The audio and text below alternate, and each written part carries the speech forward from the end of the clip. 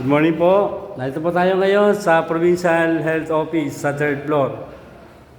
Ngayon po ay January 28, 2026. Kasama po natin dito si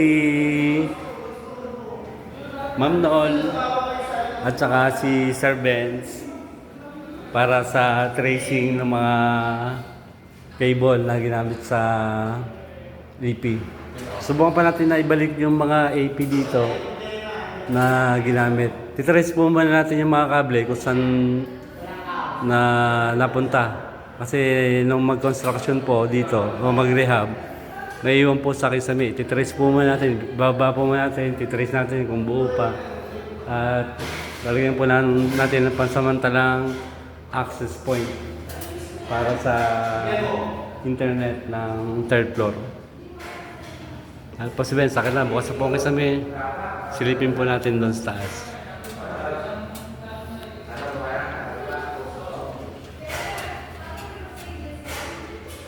Sir, ba makakasampa?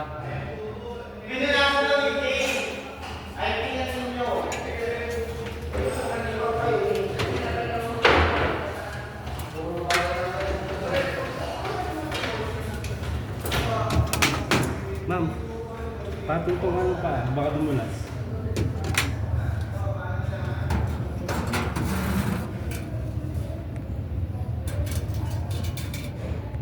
Sir, yung mga kable, nanggaling sa gilid. Sa dulo, sir? Oo, dun sa gilid dyan.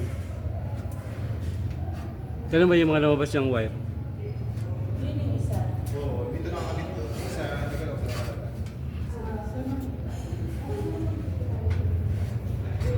Ito po tayo ngayon sa kisame ng 3rd floor, PSO building.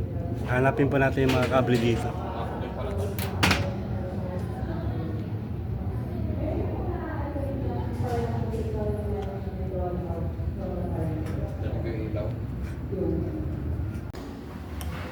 Bawa na po kami ni Sir Benz kasi yung kable ay